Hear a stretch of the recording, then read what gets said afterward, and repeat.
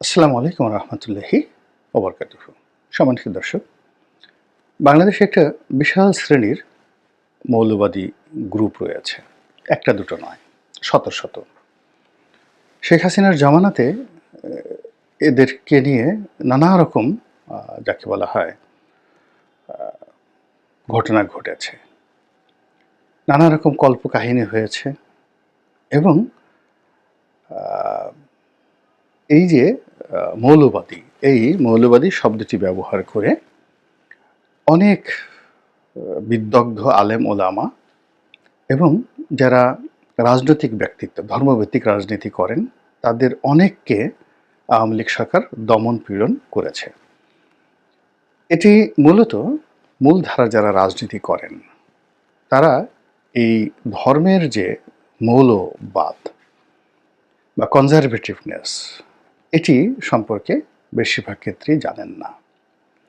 দ্বিতীয়ত, মৌলবাদের যে এক্সট্রিম অংশটি, যেটিকে জঙ্গিবাদ বলা হয়, সেই জঙ্গিবাদ সম্পর্কেও যেমন অনেকের ধারণা নেই।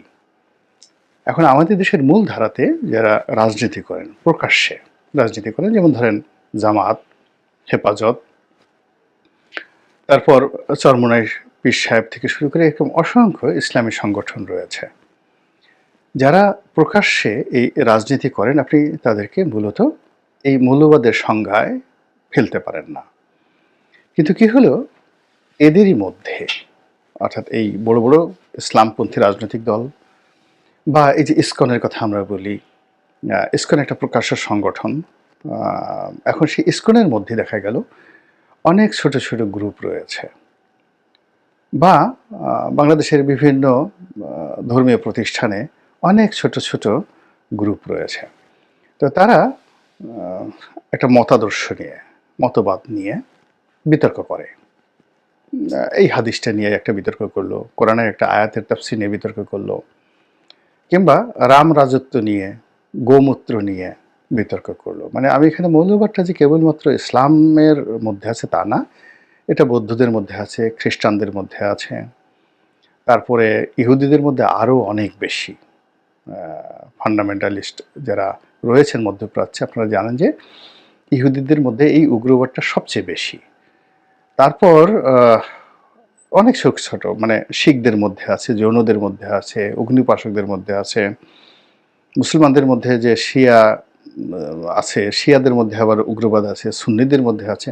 তো আমি আজ যে বক্তব্যটা দিচ্ছি, অ্যাজ এ হোল, অর্থাৎ আমাদের এই 18 কোটি মানুষের মধ্যে যে ধর্ম, বর্ণ, সম্প্রদায়, হোক সেটা ইসলাম কিংবা বৌদ্ধ, খ্রিস্টান, হোক সেটা নোয়াখালীর কিংবা হোক সেটা ফরিদপুরের কিংবা পটুয়াখালীর, ডাজ নট ম্যাটার। মানে যারা একটা মৌল চিন্তা ভাবনা করে, এবং মৌল বা মৌলিক যে শব্দটি, এটা শুনতে ভালো শোনায়, কিন্তু মৌলিকের বিষয়টি হলো যে আপনি প্রকৃতিতে কিন্তু মৌলিক পদার্থ একেবারে খুব অল্প থাকে।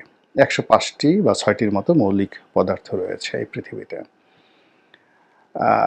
এবং এই মৌলিক পদার্থের যে আরেকটা কাছাকাছি শব্দ ইংরেজিতে আমরা বলি, সেটা হলো হোমোজেনিয়াস, অর্থাৎ একই জিনিস দিয়ে তৈরি করা, এবং ওখানে এরকমভাবে তৈরি করা যে ওর মধ্যে আর অন্য কোনো পদার্থ আপনি ঢুকাতে পারবেন না। তো মানুষের যে চিন্তা এবং হিউম্যান বডি, এটা একটা ইউনিক ইঞ্জিনিয়ারিং। এখানে আল্লাহ রাব্বুল আলামিন বহু মত, পথ, আদর্শ, চিন্তা, চেতনা, মানে তামাম বিশ্ব ব্রহ্মাণ্ডকে, এই পৃথিবীর যা কিছু আছে সব কিছু একটি মানুষের শরীরে এবং একটি মানুষের মনে এবং হৃদয়, মন, মস্তিষ্কে ঢুকানো সম্ভব। এইভাবে আল্লাহ এই মেশিনটা তৈরি করেছেন।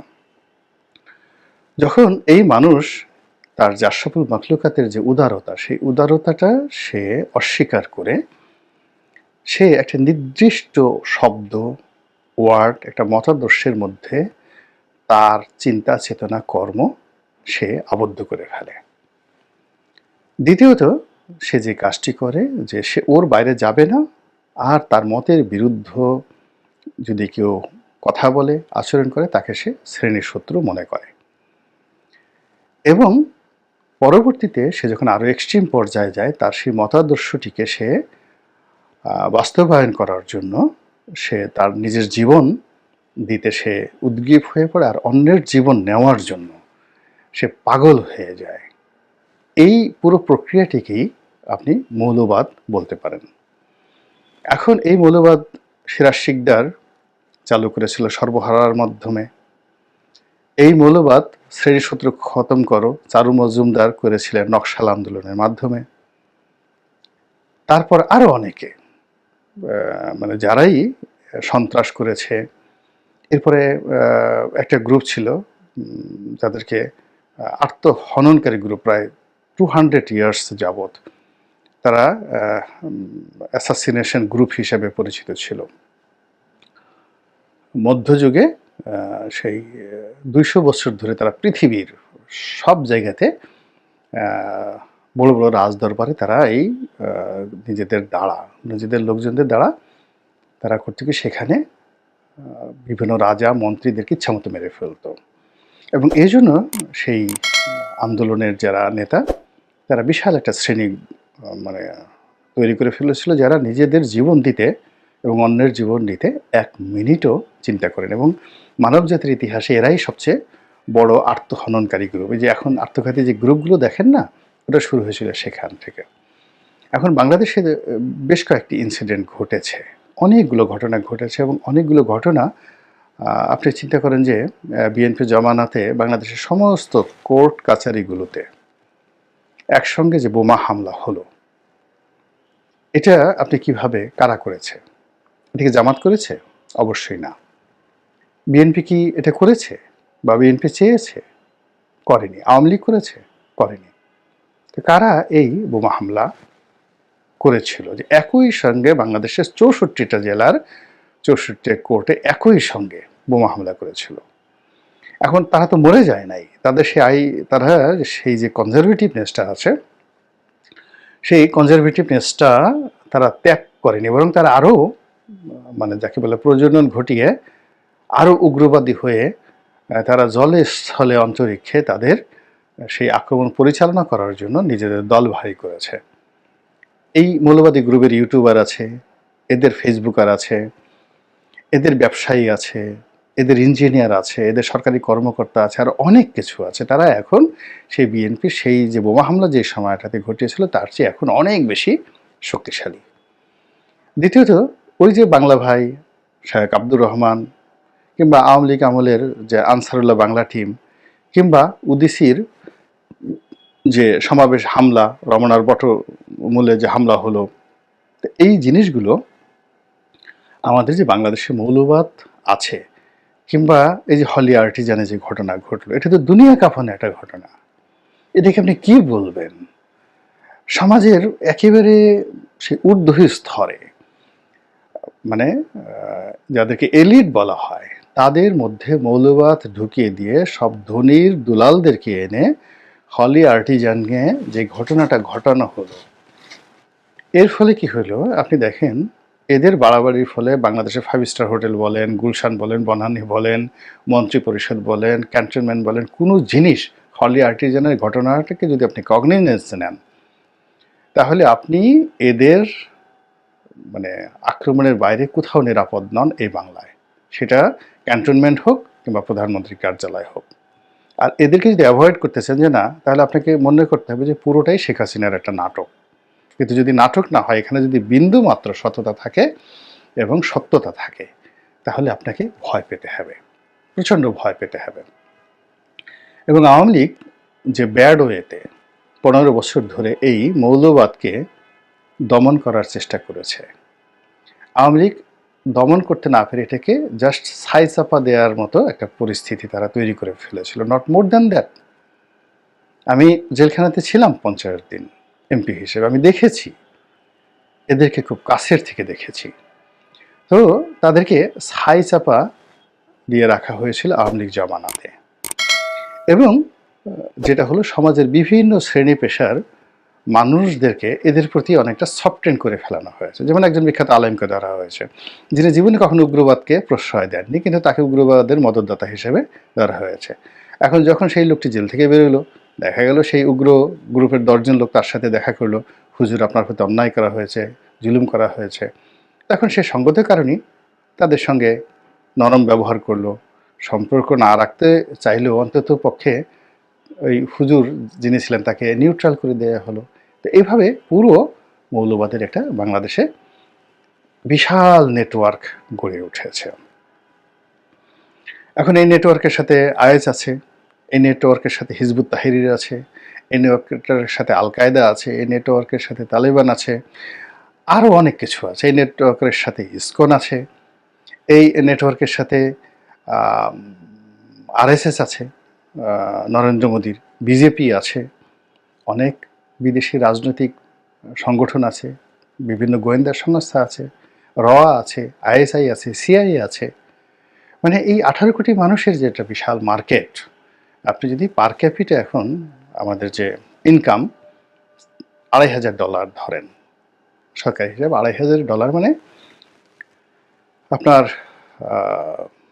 প্রায় বর্তমান মার্কেট 3 লাখ টাকা মাথা পিছু আয়। তো এখন রিক্সাওয়ালার যদি ঘরে 4 জন লোক থাকে অন অ্যাভারেজে, বা 5 জন লোক থাকে একজন রিক্সাওয়ালা, তো সে যতই দরিদ্র হোক না কেন, সরকারের হিসাব অনুযায়ী 15 লক্ষ টাকা তার প্রতি মাসে ইনকাম, প্রতি বছর ইনকাম অন অ্যাভারেজে।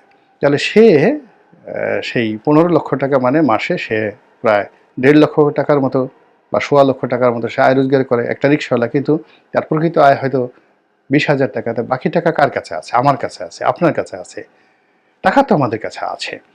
তো এই যে আমাদের কাছে যে এত টাকা, 18 কোটি মানুষের $2,500 করে পার ক্যাপিটা ইনকাম, আজকে নবজাতক শিশু থেকে শুরু করে বৃদ্ধ তারা এবং ভিক্ষুক, মানে সবাইকে হিসেবের মধ্যে ধরে এই যে বিশাল টাকা, এই টাকাকে কেন্দ্র করে একটা মার্কেট আছে, রাষ্ট্রীয় মার্কেট আছে, তারপরে অরাষ্ট্রীয় মার্কেট আছে। এই মার্কেটকে কেন্দ্র করে আন্ডারওয়ার্ল্ড আছে, মাদক আছে, আন্তর্জাতিক ব্যবসা আছে, টেন্ডার আছে, প্রাইভেট এন্টারপ্রেনার আছে, সব মিলিয়ে এখানে এই মার্কেট দখল করার জন্য দেশি বিদেশি বহু চক্র আছে। এবং তারা করে কি, এই সকল যারা উগ্রবাদী তাদেরকে ব্যবহার করে এই সমাজটাকে যত অস্থির, এখানে যত আনস্ট্যাবিলিটি তৈরি করতে পারে, একটার পর একটা সরকার পতন হবে, তারপর মানুষ তো যার যার প্রয়োজনে কাজ করবেই। বাংলাদেশে এই ইউনূস সরকার থাকুক, শেখ হাসিনা সরকার থাকুক, বিএনপি আসুক,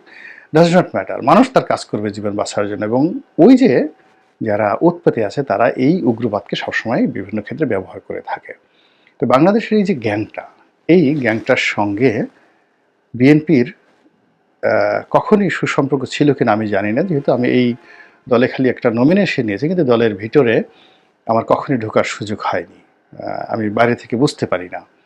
কিন্তু যা দেখি, বাইরে থেকে দেখি, সেটা হলো যে যখন বিএনপি বিরোধী দলে ছিল তখন সকলেরই একটা সহানুভূতি ছিল বিএনপির প্রতি। কিন্তু হাল আমলে এই গত 1-1.5 মাস ধরে দেখা যাচ্ছে যে এই উগ্রবাদীদের সবাই মোরলেস বিএনপিকে এখন জাত শত্রু মনে করছে, বিএনপিকে সাত মনে করছে, এবং বিএনপি যেন ক্ষমতা আসতে না পারে, বিএনপির ক্ষমতা প্রলম্বিত হয়, এবং বিএনপির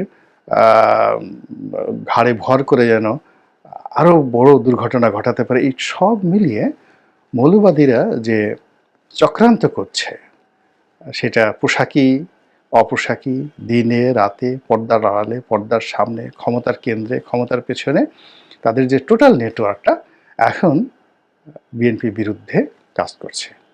বিএনপি কি সেই বিষয়টা বুঝতে পেরেছে? আর যদি বুঝতে পেরে থাকে তাহলে তারা কি কোনো ব্যবস্থা নিয়েছে কিনা এইটা আমি জানি না। আল্লাহ আমাদের সবাইকে হেদায়েত দান করুন। আসসালামু আলাইকুম ওয়া রাহমাতুল্লাহি ওয়া বারাকাতুহু।